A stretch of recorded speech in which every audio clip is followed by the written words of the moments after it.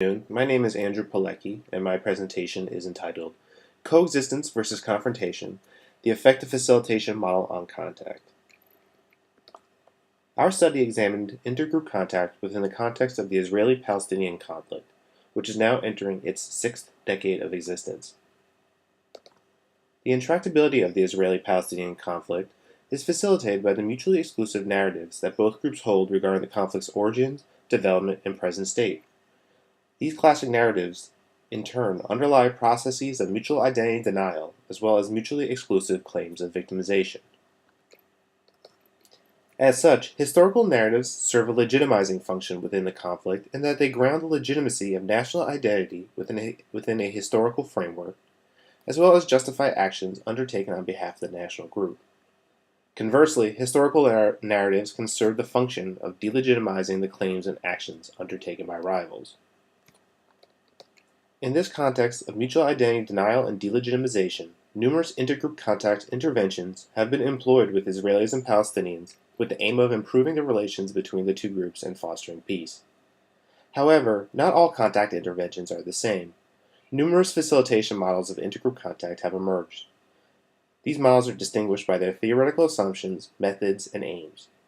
Israeli scholar Ifat Maoz has outlined four of the most commonly used within the context of the Israeli-Palestinian conflict, two of which we compared in our study and which I will now describe. The first model we examined was the coexistence model, which is informed theoretically by Alport's intergroup contact hypothesis. The contact hypothesis states that when individuals from conflicting groups are brought together under conditions of equal status, institutional support, and high friendship potential in which a common goal is also sought, it will challenge stereotypes held by those individuals and ultimately reduce intergroup prejudice and foster mutual understanding and tolerance, especially when outgroup members are viewed as typical. Another aim of the coexistence model is the formation of a common identity among former rivals. Thus, rather than Israelis and Palestinians coming into contact, the coexistence model attempts to foster a common identity such as peacemakers, in order to reduce negative intergroup attitudes and help members work towards a common goal. Ultimately, by intervening and changing intergroup attitudes on the individual level, the coexistence model aims to eventually bring about change in the relations between groups as a whole. The second model we examined in our study was the confrontational model, which is informed theoretically by Tajfel and Turner's social identity theory. Rather than viewing the contact setting as a meeting of individuals, as the coexistence model does, the confrontational model views the contact setting as a meeting of groups. Those who participate in the contact intervention are thus viewed and treated as representatives of their respective groups. As such, within the confrontational model, the contact setting is viewed as a forum in which the relations that exist between groups on the macro level are reproduced within the micro setting of intergroup contact. Facilitators thus emphasize and reflect upon collective processes and needs while bringing attention to intergroup differences and power asymmetries. From the standpoint of the confrontational model, competition between groups is not avoided, but is rather viewed as a means through which groups come to recognize and legitimize the differences that exist between them. In other words, in contrast to the coexistence model, which seeks to bring groups together within a superordinate identity, the confrontational model actually seeks the mutual differentiation of identities.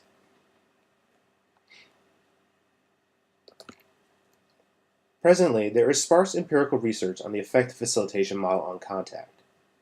Thus, the purpose of our study was to compare the historical narratives that emerge among Israelis and Palestinians participating in intergroup contact that employed either a coexistence facilitation model or a confrontational facilitation model. Specifically, we sought to compare the thematic content of historical narratives across these two conditions, as well as examine whether, when discussing history, these models obtain the respective categorization goals that they seek. For instance, do the historical narratives related by Israeli and Palestinians start to emerge as would be reflective of the formation of a superordinate identity?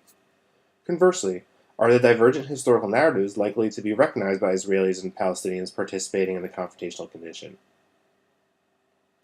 Lastly, we compared the extent to which historical content was used for the purposes of social competition across conditions.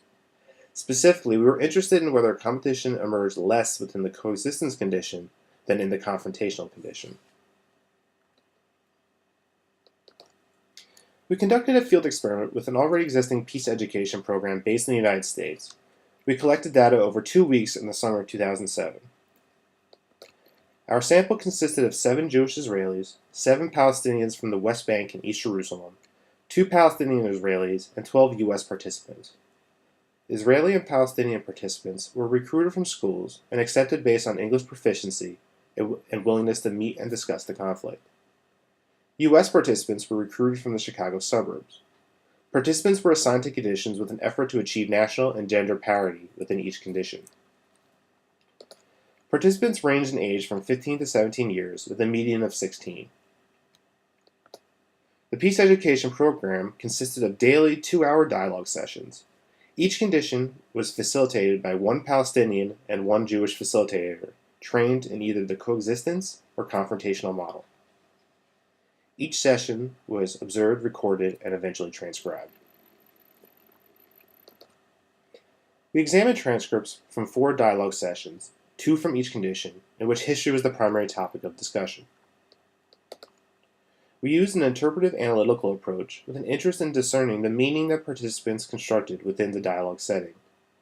As in previous research using this method, transcripts were read multiple times with the aim of uncovering common themes and patterns of interaction among participants. These patterns were then interpreted using 3 theoretical frameworks. First, we examined the thematic content of historical narratives using Bartal's socio-psychological infrastructure, which contends that historical narratives within context of intractable conflict are dominated by the themes of victimization, justification, positive differentiation, and delegitimization. Second, we employed a discursive analytical framework that focused on the historical content and rhetorical organization of social categories constructed by participants. Third, we analyzed the construction of social categories in terms of their use in social competition. Specifically, we examined how in-group categories were constructed in a manner that positively differentiated them from others. Within the interpretive approach, validity is determined through consensus. Thus, at each step, issues of interpretation were resolved through agreement as we analyzed utterances and participant interactions. Through our analysis, we actually found a consistent pattern of results across facilitation conditions. Within both the coexistence and confrontational conditions, the Palestinian historical narrative was dominated by the theme of victimization and featured events of Palestinian suffering at the hands of Jewish Israelis. This theme is reflected in Dana's description of the destruction by Jewish Israelis of Palestinian villages during the 1948 war. She states, "Palestinian villages were completely destroyed, building instead some Jewish settlements. They lived in very hard circumstances in that period, and then they started to reach the refugee camps, where the situation was maybe worse." In contrast, the Jewish-Israeli historical narrative was dominated by themes of justification and victimization across both conditions. These themes, by and large, emerged in response to the victimization claims made by the Palestinians and featured justifications of Jewish-Israeli actions over the course of the conflict's history, often by emphasizing Jewish victimhood. For example, Savan states that, "The Jewish people can't really live with other nations, okay? We learned it the hard way. So we want to take, really a little area from Israel just for the Jewish people. And it's because of that, we're here now, because we couldn't live with peace."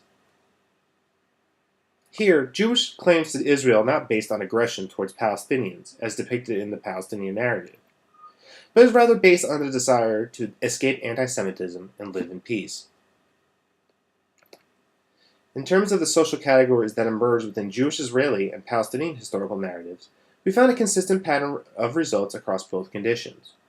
Namely, both Palestinian and Jewish-Israeli narratives featured antagonistic national category constructions. The Palestinian historical narrative featured what we term a Palestinian as victim in-group category construction that was contrasted with a Jewish-Israeli as aggressor out-group category construction. These category constructions serve to identify and reify the victim and villain within the Palestinian historical narrative, while attributing Jewish-Israeli actions to aggression or indifference to Palestinian suffering. For example, Samir states, Okay, somebody, I think Savan said, that the Palestinians who emigrated and fled to other countries were like, well, they were scared. They weren't scared. All the people who fled to other countries were not like they wanted to. They were forced by force, by terror. In this excerpt, Jewish-Israeli terror is identified as the cause of the Palestinian refugee problem. In response to the national category constructions put forward in the Palestinian narrative, the Jewish-Israeli historical narrative featured what we termed a Jewish-Israeli as a righteous victim in group category construction that was contrasted against a Palestinian as justified victim outgroup category construction. Within these categories, Palestinian victim claims are not denied, but rather framed in a manner that mitigates Jewish-Israeli responsibility for Palestinian suffering in the name of self-defense against Arab-Palestinian aggression. For example, invoking the Palestinian as victim category, Ashraf states, "I'm not going to question that the partition plan stated that 55% of the land was for Israelis. Why did they take 78% of the land?" In response, Mayan asserts that Jewish-Israeli as righteous victim category by stating, all right, so you don't need to agree with that. You can not agree with that. It's all right to not agree with something, but then you started a war. Thus, although admitting that Israel expanded as a result of the 1948 war, Mayan justifies the result by stating that it came about after a war that was inflicted unjustly upon Israel. Thus, Jewish Israelis are not ultimately responsible for Palestinian dispossession.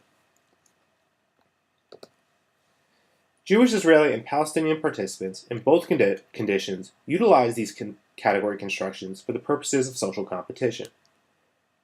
According to social identity theory, members of low-status groups will attempt to achieve positive group distinctiveness by forming comparisons with relevant groups on dimensions in which the in-group is viewed favorably. Interpreted from this framework, national category constructions made by Palestinian participants, Palestinian as victim, and Jewish Israeli as aggressor, represented an attempt to achieve positive group distinctiveness along a moral dimension. For example, Ashraf states, "What about these Jews? Didn't they think about the Palestinians? They stole the land. They didn't think for a moment, what about the Palestinians?" In response, Jewish Israeli participants constructed national categories, Jewish Israeli as righteous victim and Palestinian as justified victim, in order to mitigate Jewish Israeli culpability for Palestinian victimization, thereby maintaining a positive in-group identity. In some cases, the righteous element was reflected in a mere justification of Jewish actions. For example, Yuval's response to Ashraf was to merely argue that Jewish settlers bought the land legally rather than stealing it.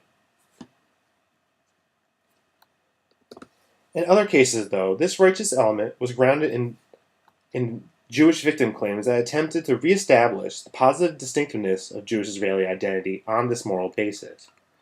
As such, Jewish Israeli actions were framed as morally justifiable in the face of Arab-Palestinian aggression. Within this frame, Palestinians are depicted as ultimately responsible for their fate. For example, Adan states, "The Arab leadership said, 'We will not recognize a Jewish country here in this territory of Palestine. If such a decision will be made in the United Nations, there will be a war. There will be a slaughter.'" He goes on to say, "The 1948 war started when the UN decided that there will be two countries, not one country, but two countries in Israel. And that's how the Nakba started. Because it's not that only we were allowed to declare a country. The Palestinians could have also said, 'Oh, now we're forming Palestine.' As such, it is the Palestinians' fault for why they do not have a country, as they are the ones who chose war rather than dividing the country with Jewish people. What is particularly interesting about our study is that there was the presence of a third, mainly silent party, namely the U.S. participants. These participants in many ways constituted an audience towards which these category constructions were directed for the purposes of mobilizing their support within the context setting. In conclusion, we found a similar pattern of results across conditions. Ultimately, regardless of facilitation model, the context setting that we observed became a setting in which the master historical narratives of both groups were reproduced and reified rather than challenged. These historical narratives, in turn, facilitated the development of mutually exclusive national category constructions. Overall, our findings indicate that sessions were marked by the mutual differentiation of national categories. That is, within sessions dealing with historical content, Palestinian and Jewish-Israeli participants reproduced monolithic, mutually exclusive national categories regardless of the facilitation model employed. These mutually exclusive national categories were marked by competing victimhood claims. As evidenced in both narratives, Palestinian and Jewish Israelis emphasized their own historical victimization, albeit for different purposes, while not fully recognizing or legitimizing the victim claims made by the other group. This process of competitive victimhood ultimately limits the potential for reconciliation to be achieved within the context setting. Overall, our findings point to the potential limits of intergroup contact interventions within settings of intractable conflict. I'd like to thank you for listening to this presentation. If you have any questions, please feel free to contact me at apilecki@ucsc.edu or visit my website, www.andrewpilecki.com. For more information on my research, please visit www.moralcommunities.com. Thank you.